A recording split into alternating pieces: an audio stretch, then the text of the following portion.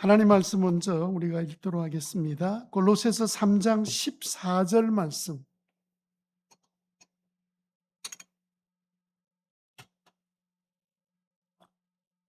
같이 읽겠습니다. 이 모든 것 위에 사랑을 더하십시오. 사랑은 완전하게 묶는 띠입니다. 요한계시록 성경 마지막 책인 요한계시록 2장 4절 5절입니다. 같이 읽습니다. 그러나 너에게 나무랄 것이 있다. 그것은 네가 처음 사랑을 버린 것이다. 그러므로 네가 어디에서 떨어졌는지를 생각해내서 회개하고 처음에 하던 일을 하여라. 내가 그렇게 하지 않고 회개하지 않으면 내가 가서 내 촛대를 그 자리에서 옮기겠다. 아멘.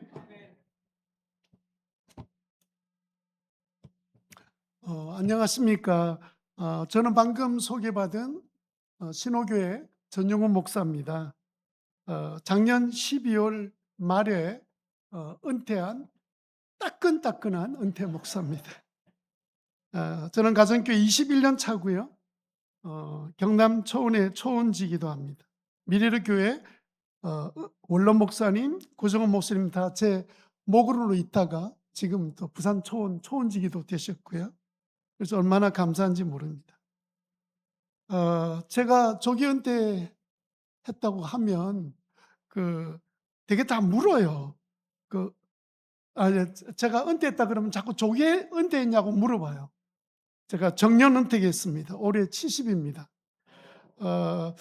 구정원 목사님하고 띠가 똑같습니다. 양띠고요. 띠동갑이에요.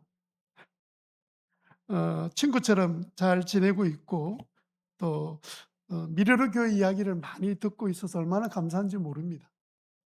평세까지 인도해 주시고 또 부산 지역, 경남 지역에서 가정교회 사역을 잘하는 교회로 잘 알려진 것도 가정교회 확산하는 데 얼마나 큰 도움이 되는지 몰라요. 오늘 예배드리면서 성령께서 우리 가운데 임하시는 것을 경험하면서 참 좋은 교회다 이런 생각을 다시 한번 더 하게 되었습니다. 이런 미래로 교회에다가 제가 무슨 말씀을 전해야 되나 고민이 되었습니다. 지금보다 하나님 앞에 더 잘 쓰임 받는 미래로 교회가 되려면 뭐가 필요할까? 이 질문은 은퇴한 저에게 던진 질문이에요. 제가 어떻게 하면 더 하나님 앞에 쓰임 받는 목사가 될 수 있을까? 그러면 내게 무엇이 필요할까? 그런 질문을 함께 하게 되었습니다. 여러분에게도 질문을 한 가지 좀 던지고 싶습니다. 미래로 교회 참 좋은 교회. 교회 점수를 100도의 온도로 계산한다면 여러분 생각하는 미래로 교회는 몇 도쯤 될까요? 몇 도요? 80도. 예, 또 다른 분 일부 예배 때는 말이 없더라고요. 질문이 너무 이상한 질문이 돼서 그랬는지 제 생각에는 한 90도까지 된 것 같습니다. 예? 여러분 물이 막 끓으려면 몇 도가 돼야 되죠? 100도가 돼야 되죠. 90도로 이렇게 물이 데워지면 무슨 일이 일어날까요? 90도입니다. 뜨겁겠죠, 그죠? 데펴질 거예요. 그러나 끓지는 않습니다. 그죠? 끓지 않지요. 저는 그 성경에 나와 있는 초대교회가 온도로 말하면 100도라고 생각해요. 그럼 우리가 신약교회 회복을 하는 교회인데 그러면 우리가 100도로 우리가 끓는 교회가 되어서 주님 앞에 더 크게 쓰임받기를 원한다면 우리는 몇 도가 더 필요하죠? 네, 10도가 필요한 거예요. 10도가 더 필요합니다. 그래서 골로새서 3장 14절에 뭐라고 말씀하고 있는 거죠? 이 모든 것 위에 사랑을 더하십시오. 사랑은 완전하게 묶는 띠입니다. 여러분 이게 여기서 말하는 본문의 골로새서 전체 내용에 완전히 묶는 띠라는 말은 뭐냐면 믿거나 믿지 않거나 심지어 이방인이라 할지라도 묶어서 한 가족이 되도록 묶어주는 끈은 뭐밖에 없다? 사랑밖에 없다는 거예요. 네, 그렇게 반응해 주셔서 너무 감사합니다. 여러분 교회가 온도 10도만 더 올릴 수 있다면 하나님 앞에 거기에 쓰임 받을 거예요. 저희 교회 목자, 목녀들 이렇게 가운데는 정말 마음이 따뜻하고 그 국리를 여기는 사랑, 그리고 막 남을 도우려 하는 그런 분들이 계세요. 반면에 저는 그렇지 못한 것 같아요. 그래서 오늘 사랑의 주제를 다루기에 저에게는 참 적합하지 않음에도 불구하고 오늘 설교는 저와 같이 사랑의 부족함을 느끼는 분들에게는 큰 도움이 되지 않겠나, 그런 기대를 가지고 같이 말씀을 살펴보도록 하겠습니다. 주님은 그러면 우리에게 오늘 본문을 통해서 무슨 말씀하기를 원하실까? 첫 번째는요, 지금 사랑으로는 안 된다. 다 같이 시작. 지금 사랑으로는 안 된다는 것을 말씀하고 싶은 거예요. 사랑하지 않는다는 뜻이 아닙니다. 전통 교회보다 사실 가정교회는 사역이 많습니다. 왜냐하면 대부분 성도들이 사역자로 세움받아서 일하잖아요. 그러면 제가 볼 때는 가정교회 하는 교회마다 10년이 지나고 세월이 더하면 생기는 현상이 하나 있는데, 그것은 테이크아웃 사랑이에요. 여러분, 테이크아웃이 뭔 줄 알죠? 그 카페에 가서 돈을 지불하면 당연히 조금 전에 주문했던 커피가 나와야 하는 것처럼, 우리가 사역하다가 사랑하고 수고하고 헌신한 비용을 지불했으니까 이에 따르는 상대방의 감사와 변화가 있어야 된다는 그런 기대감이 우리 마음속에 생기는 거예요.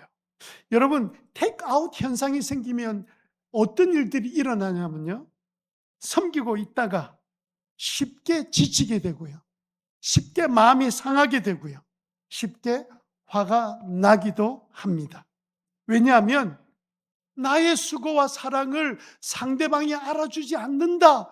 우리 왜 구종원 목사님은 나의 수고와 눈물을 왜 알아주지 않으실까?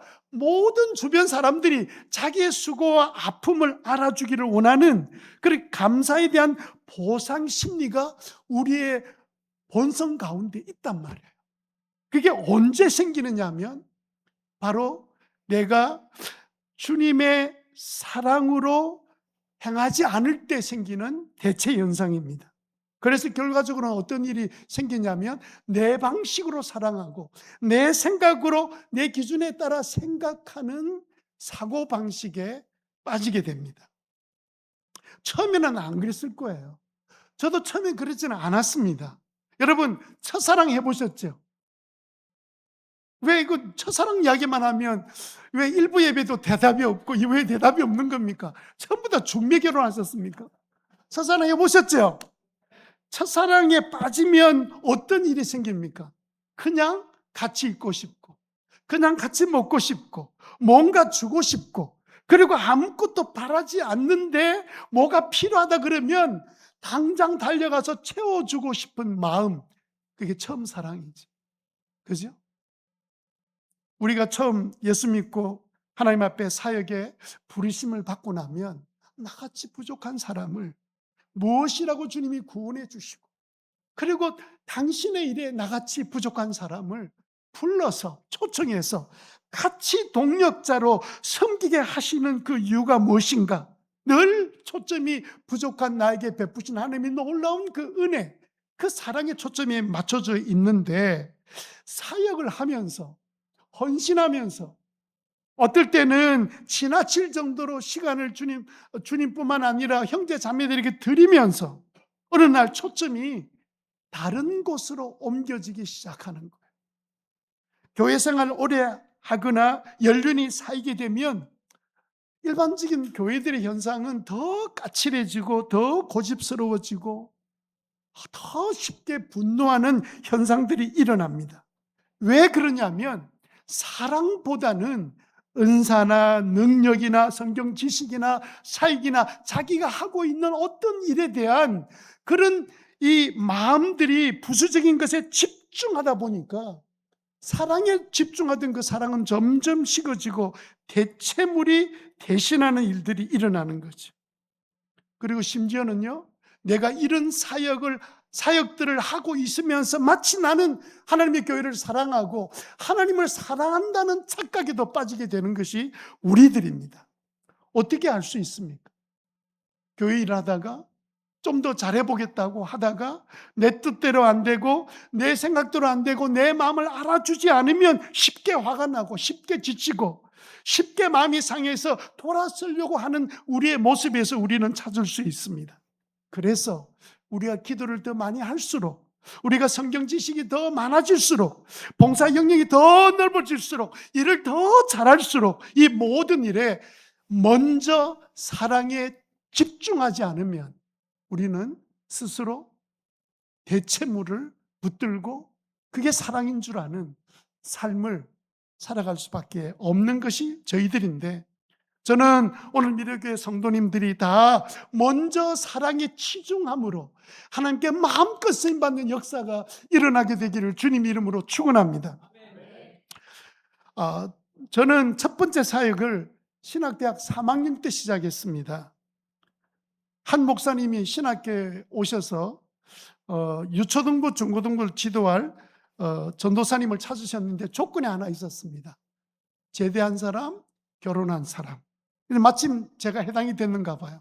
그래서 학생처에서 저를 소개해 주었습니다. 목사님 제게 와서 우리 교회를 도와달라 그렇게 요청하셨습니다. 그분은 영호동에 있는 난자촌에서 목회하시는 심군식 목사님이셨습니다. 그렇게까지 찾아오셨음에도 불구하고 저는 한 번도 특수 목회에 대해서 생각을 해본 적이 없었기 때문에 그 자리에서 저는 그곳에 맞지 않습니다 라고 거절하는 것이 예의가 아닌 것 같아서, 보통 거절할 때 우리들이 쓰는 그런 용어들이 있잖아요. 기도해 보겠습니다, 아내하고 같이 의논해 보겠습니다. 그렇게 하고 집에 돌아와서 있었던 일을 아내에게 이야기를 했습니다. 아내는 저처럼 고상하게 기도해 보겠다는 말도 없이 그냥 제게 이렇게 반문했습니다. 아니, 신학생이 어려운 곳에서 도와달라고 하는데 왜 내게 물어요? 지금 사역제가 있는 것도 아니고, 게다가 맨날 그 당시에 교회에서 불렀던 유행가가 있었거든요. 악을 꼴짝 빈들에도 어디든지 가오리다. 두 손 들고 막 찬양하면서 그 노래하지 않았느냐. 그 한마디에 저는 할 말을 잃어버렸어요. 그 다음날 할 말이 없었던 저는 목사님께 전화를 드렸습니다. 아내가 가려고 합니다. 이렇게 해서 시작된 첫 번째 사역지는 바로 영호동에 있는 난자 교회였습니다. 난자 교회에 있는 동안에 이런저런 일들을 열심히 행하면서 최선을 다했습니다. 그런데 저를 힘들게 했던 것은 다른 것이 아니었어요. 목사님이 부흥사가 되셔가지고 주일 오후나 주중에 많이 떠나시면 신학생인 저가 설교를 다 해야 될 상황인데, 교회 안에 있는 성도들이 가장 많은 설교의 주제가 사랑이잖아. 사랑에 대한 설교를 할 자신이 없는 거예요. 왜냐하면 저는 그때까지도 하나님의 사랑의 능력을 확신하지를 못했던 것 같습니다. 그래서 제가 하나님은 우리를 사랑하십니다, 여러분 사랑하시고 저를 사랑하십니다, 이렇게 설교를 못했는데, 그렇게 설교하면 누군가 쫓아와서 하나님은 당신 사랑하니까 건강하지, 생기기도 잘생겼고, 그런데 나는 하나님이 나를 사랑하신다면서 이 더러운 병, 이런 나병을 나에게 줄 수 있어? 이렇게 따질 것 같은 거예요. 그런데 하나님께서 이런 부족한 저를 아시고 어느 날 신학대학원 수업을 마치고 영호동 버스 종점에서 마을 버스를 타고 그렇게 동네에 들어와서 첫 번째 정거장에 내렸을 때 어두웠습니다. 대보름달이 떠 있고 앞에 있는 5, 6돌은 아름다운 호수처럼 그렇게 잔잔했습니다. 마침 그 버스에 저희 교회 박 권사님이라는 권사님이 함께 내리셨어요. 그리고 오르막길을 함께 걸어가시는데 조사님, 그때는 전도사를 조사로 불렀습니다. 조사님, 제 이야기 좀 들어보실랍니까? 예, 권사님. 그때부터 긴 이바구가 시작됐습니다. 이 권사님은 경상도에 있는 벽촌에서 농부의 딸로 태어나서 18살쯤 되었을 때 피부가 좀 이상하게 된 거예요. 그래서 보건소에 갔더니 보건소에서 조직 검사를 한번 해보자. 그리고 어느 날 보건소에서 연락 오기를 부모님과 함께 같이 오라. 그래서 보건소에 갔더니 몹쓸병에 걸렸습니다. 지체하지 말고 따님을 부산 용호동의 나병 환자 마을로 보내십시오. 라고 주소를 건너준 거예요. 억장이 무너진 부모님과 18살 처녀의 마음은 어떻겠습니까? 엄마는요, 이제는 다시 볼 수 없는 딸, 그 딸을 뭔가 더 먹여서 보내려고 그렇게 애를 쓰는데 그 아버지는 다 노했습니다. 다음날 아침 일어나서 이놈의 가시나 아직도 안 갔나? 우리까지 다 죽일 참이가. 그래서 이제 어머니가 그 옷보따리 하나 준 것을 머리에 얹고는 종일 버스 타고 용호동 나한자 마을에 도착했을 때 마침 그날이 저와 함께 올라갔던 그 대보름이 떠있던 그런 5, 6도 앞바다가 잔잔한 그런 날에 이분이 도착하셔서 올라가시는데 몹쓸병에 걸렸죠. 보통 이 환자들이 예수 믿기 전에는 마을에 들어오면 한 2번, 3번 자살을 시도해. 병에 걸린 것도 힘든데 부모께 버림받았던 것 때문에 그 오르막길을 가는데 얼마나 눈물이 쏟아지는지. 그 권사님 말씀이 낯선 곳에 던져진 그 처녀로 얼마나 울었는지 보름달을 보면서 울면서 올라갔다는 거예요. 그리고 정착촌에서 처음 맞이했던 주일날 동네 사람들이 야, 교회 가자. 교회가 뭐예요? 시골에 살면서 그 시골에는 교회란 단어를 한 번도 들어본 적이 없는 그런 동네에 살고 있었는데, 그래서 가보니까 그 동네 사람들이 다 모여 있는 거예요. 절망 속에서 교회를 다니면서 복음을 듣고 예수님에 대한 이야기를 듣고, 그리고 어느 날 하나님의 은혜로 믿음이 생겨서 예수 믿고 신앙이 자라가면서 권사까지 되셨다. 헤어지기 전에 권사님이 하신 한마디가 저를 충격에 빠뜨렸습니다. 조사님, 저는요 지금 얼마나 행복한지 몰라요. 시집가서 평생 농부의 아내로 농사를 짓고 살아야 될 저를 이 병에 걸려서 이곳에 와서 교회를 다니고 예수 믿고 하나님의 자녀 된 것이 얼마나 감사한지 몰라요.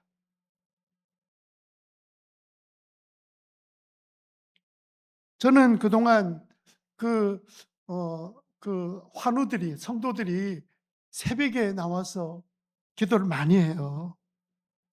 그래서 이분들이 매 순간마다 교회에 나와서 하나님 앞에 위로를 받지 않으면 안 되는 줄 알았어요.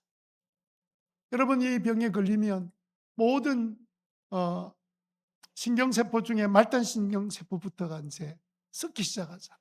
발가락이 떨어져 가고 손가락이 떨어져 나가고 눈시력이 나빠지는데, 그러니까 이분들이 교회 나올 때는 지팡이를 짚고 교회 나옵니다.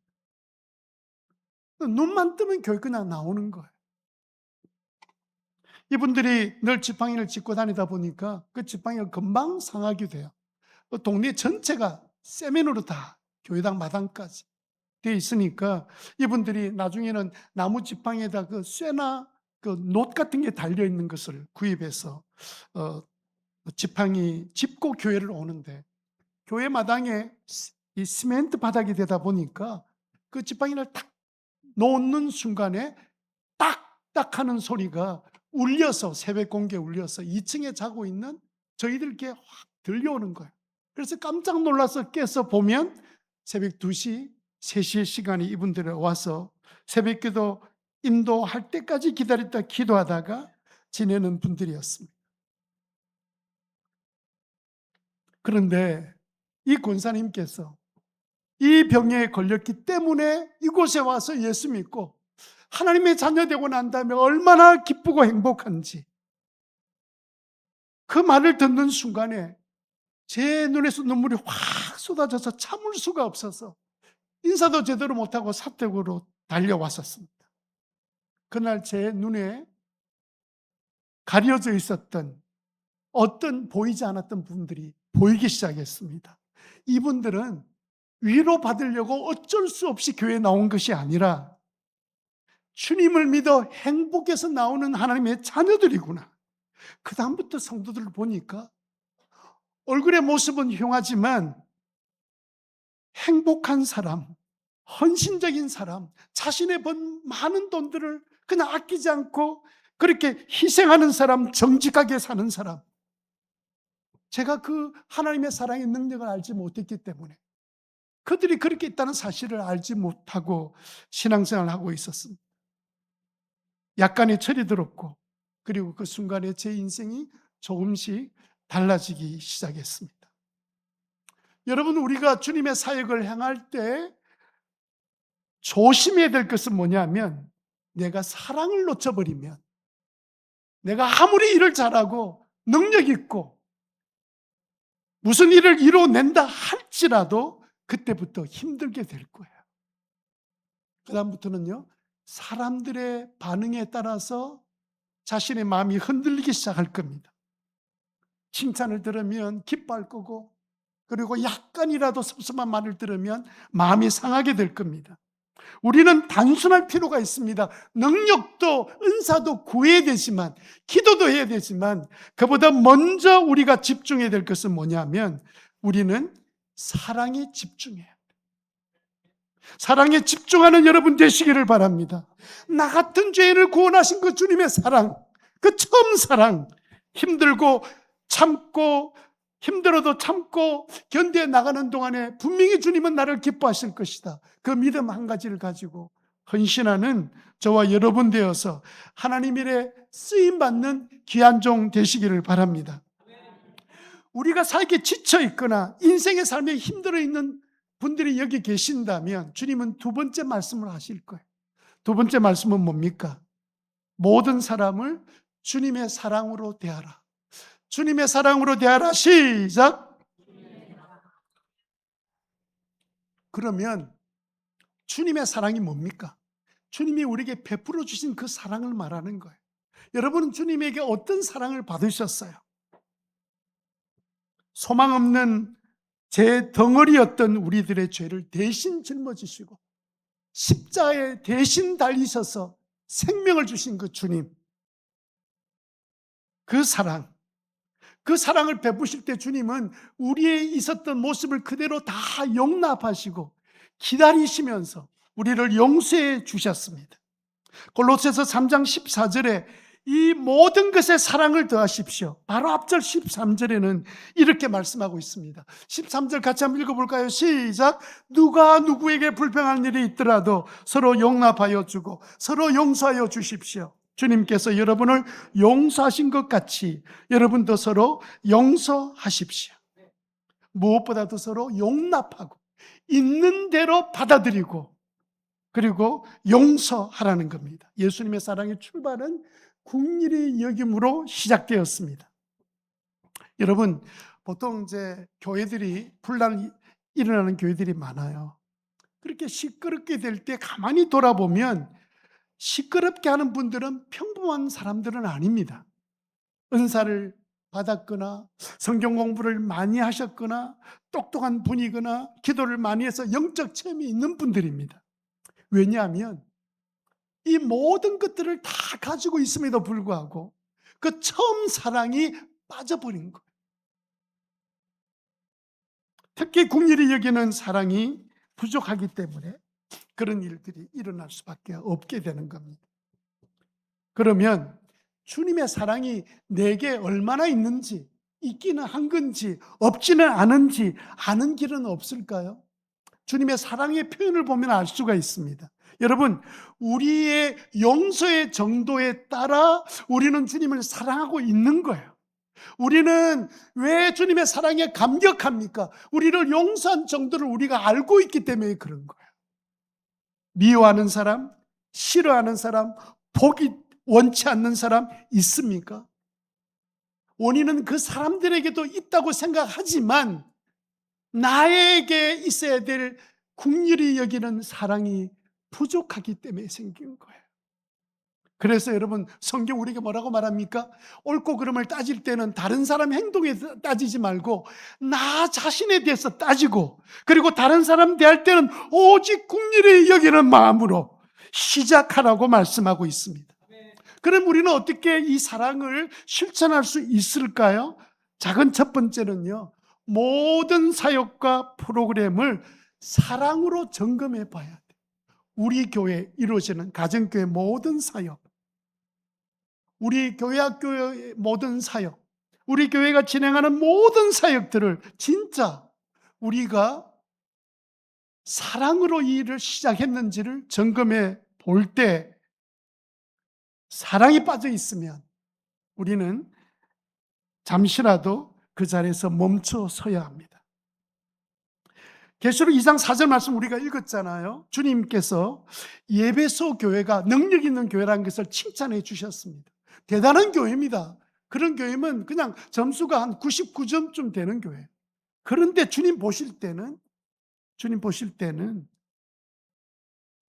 지적하지 않을 수가 없었어요. 그러나 너에게 나무랄 것이 있다. 그것은 네가 처음 사랑을 버린 것이다. 사랑이 없었던 거예요. 그래서 여러분, 먼저 점검하셔야 됩니다. 그리고 두 번째로는 사랑이 동기가 아니면 어떤 일도 시작하려고 하지 말라는 겁니다. 고린도 교인들 중에 보면 은사 충만, 능력 충만, 지식 충만, 충만한 사람들이 얼마나 많은지 모릅니다. 오히려 말씀을 통하여 핍박을 당할 때도 승리로 이겨냈던 성도들도 많이 있었습니다. 자신의 재산을 아끼지 않고 희생한 교인들도 있었습니다. 그런데 바울이 볼 때 문제는 그들에게 사랑이 없었던 거예요. 사랑이 사라진 거예요. 그들이 늘 파벌 때문에 싸우고 어린아이처럼 싸우는 모습을 볼 때 그 이유는 상대방이 있다고 생각했던 어린아이 같은 관점이 아니었고, 사도 바울은 너희들이 근원적으로 받았던 그 긍휼히 여기는 사랑을 너희들은 잊어버렸구나. 여러분, 고린도전서 13장을 보면요, 굉장히 부드러운 사랑에 대한 이야기들이 나오지만 사실 바울은요, 고린도 교인들의 멱살을 잡고 흔드는 겁니다. 너희들의 사역에 사랑이 없으면 아무 일도 아니다. 너희들에게 유익도 없고 너희 사역들은 아예 nothing, 아무것도 아니다. 그 말을 반복해서 설명하고 있지 않습니까? 그러므로 우리가 무슨 사역을 하든 주님의 사랑으로 시작하게 되기를 바랍니다. 단순한 마음으로, 그냥 긍휼히 여기는 마음으로 시작할 때 우리가 몰랐던 하나님의 놀라운 사랑, 그 사랑의 능력을 체험하는 역사가 일어나게 될 줄 믿습니다. 저는 저희 교회에 있었던 한 가지 섬김의 이야기를 나누고 말씀을 맺도록 하겠습니다. 한 목장에 죽지 못해 살고 있었던 한 자매가 나오게 되었습니다. 남편은 교도소에, 아들은 ADHD에 걸려서 심각한 우울증에 빠진 이 자매는 오직 죽는 것만 생각하고 살았어요.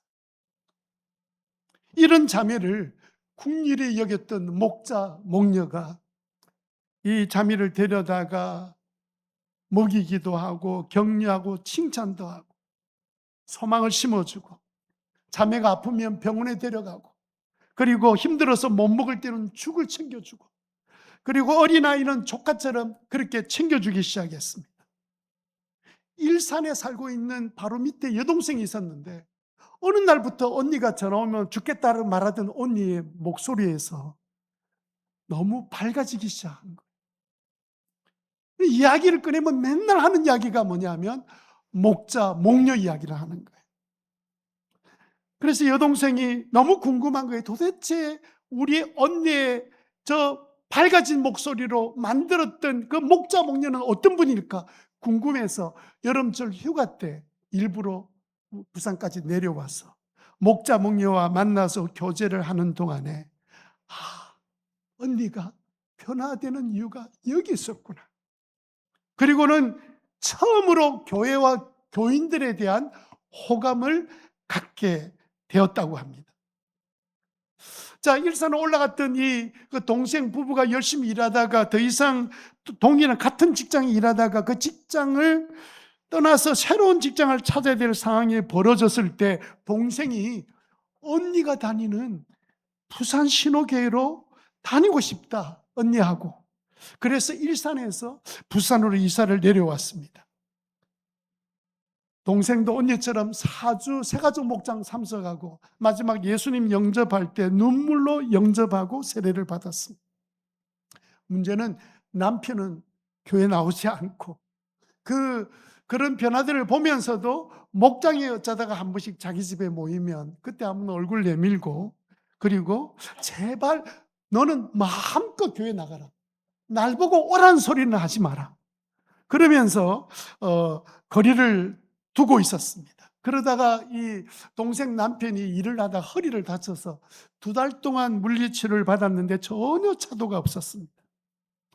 이렇게 고난이 찾아오면 이 신앙이 들어간 이 여동생이 생각해 볼 때 이때가 남편이 교회 나오고 믿음을 가질 수 있는 기회다, 이런 생각이 들어서 남편에게 하루는 이렇게 말했습니다. 4번만 교회에 나와서 목사님과 새가족 목장에 참석하면 그 후에 믿든지 아니 믿든지 교회 가자는 말은 다시 안 할게. 그렇게 말하니까 자칭 3천만 불자의 대표라고 말하는 이 남편이 그래, 4주간 고난의 행군을 거치고 나면 나는 자유다.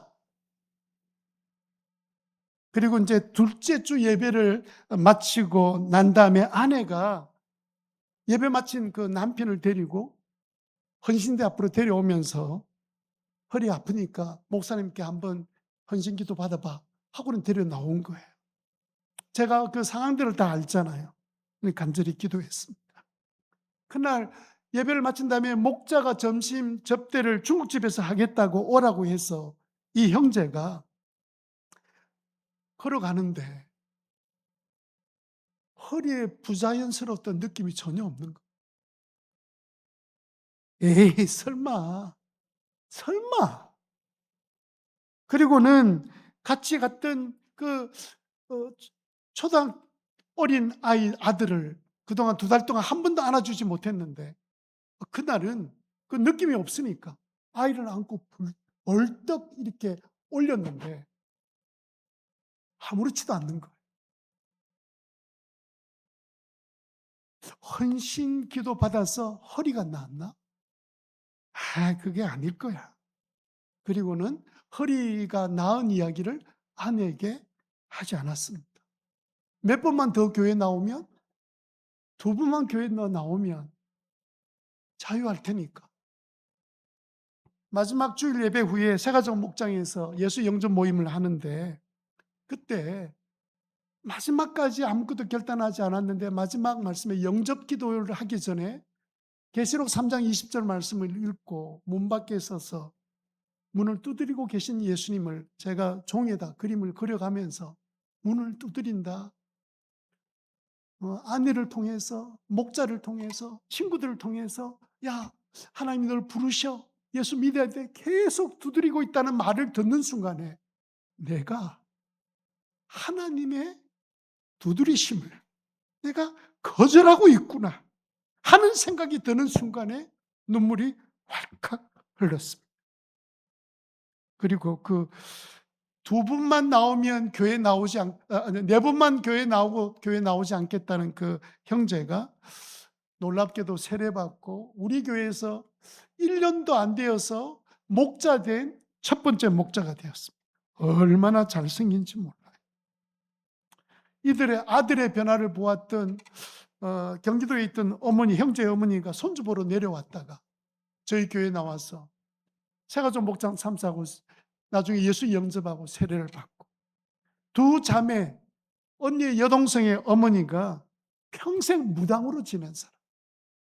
그분의 교회 한 번씩 자녀들이 막 이렇게 마음을 막 이렇게 어, 이렇게 아이를 다루듯이 이렇게 해서 데리고 앉아 있잖아요. 무서워요, 얼굴이.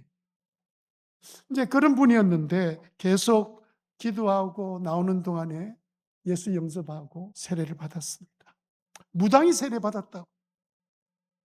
이런 놀라운 기사와 표적이 어디서 시작됐습니까? 국률이 여기는 사랑 때문에 생긴 거예요. 여러분 때문에, 그 한 목자 목녀 때문에 7명의 사람이 예수 믿고 한 집안이 변화된 것처럼 여러분들의 국률이 여기는 마음을 통해서 놀라운 역사들이 일어나게 되기를 주님 이름으로 축원합니다. 우리 이 시간 함께 통성을 한번 기도하겠습니다. 우리는 늘 하나님의 사랑으로 내 마음에 채워달라고, 이웃을 사랑해달라고 그렇게 기도하지만 오늘은 조금 다르게 기도합시다.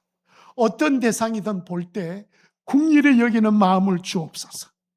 그렇게 기도할 때 상대방의 마음이 이해가 되고 아픔이 동정이 되고 연민한 마음으로 가까이 다가갈 수 있기 때문입니다. 두 번째 기도는 미래로 교회의 모든 사역에 사랑에 집중하는 놀라운 역사가 일어나고 선교지에도 오직 사랑이 우선되는 그런 놀라운 역사가 일어나게 하여 주시옵소서. 우리 다 함께 주여 외치고 통성으로 간절히 기도하겠습니다. 주여, 주여, 주여 역사하여 주시기를 간절히 원합니다. 아버지 하나님, 저희들 마음속에 아버지 하나님 긍휼히 여기는 사랑의 마음을 허락하여 주시옵소서. 사랑에 집중하는 미래로 교회가 되게 하여 주옵소서. 소외된 사람들을 돌아보는 교회가 되게 하시네. 끝까지 참고 견디는 종들이 되게 하여 주옵시고, 아버지 우리는 부족하지만 주님이 그 주시는 그 사랑 때문에 감당해 나가는 저희 심령들이 되게 하여 주시기를 간절히 원합니다. 오 하나님, 그런 역사가 우리 가운데 일어나게 하여 주시기를 소원합니다. 하나님이 베풀어 주시기를 간절히 원합니다.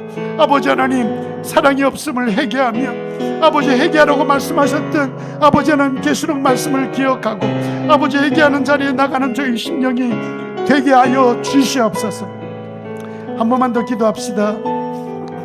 계시록 2장 4절 5절 말씀, 처음 사랑을 너희들이 버렸구나.